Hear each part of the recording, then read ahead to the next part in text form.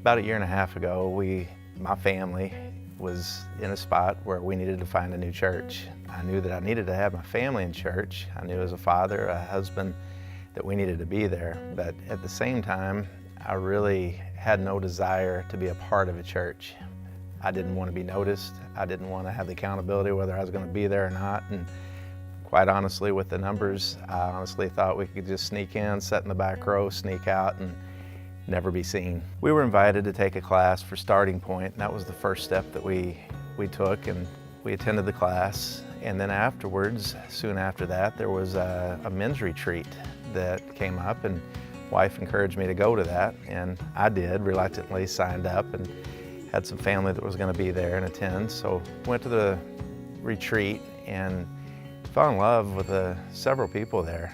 Made some very, very lasting relationships. So after Advance, we continued to come. Of course, it got more exciting coming to church because then I knew more people. But when we first started coming, you'd walk through the huge crowds at the end and just kind of keep your head down and try to get to the car just as quick as possible and leave. And I found myself stopping more and talking to more and recognizing more faces, and actually kind of started getting enjoyable to go to church, something I was looking forward to see some of these guys that I'd met at Advance.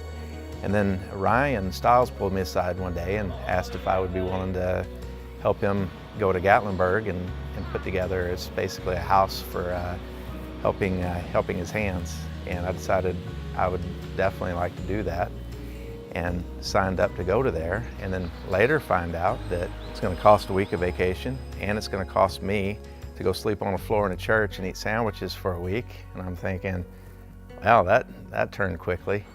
But I tell you, on the way down, I don't think I spoke one word to anybody. And by the end of the next day, we had bonded and made such good friends. And by the end of the third day on the way home, it was amazing some of the relationships I made just during that trip.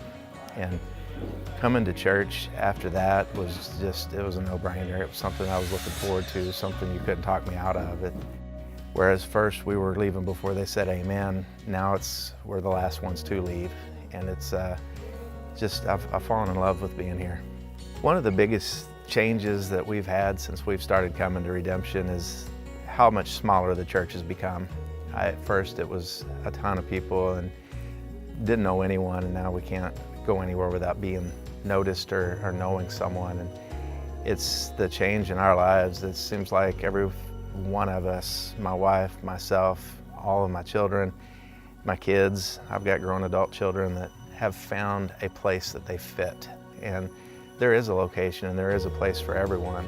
And I've got to challenge you, if you're sitting there and this church still seems big to you and you don't feel connected, that I just want to encourage you to step out and find something and start volunteering and get to know people. Take the first step in the class and make that your first step and learn more about who the pastors are, and then start volunteering. And men, when the men's advance comes up next year, sign up for it. It is a lot of fun, and just don't pass up any opportunities.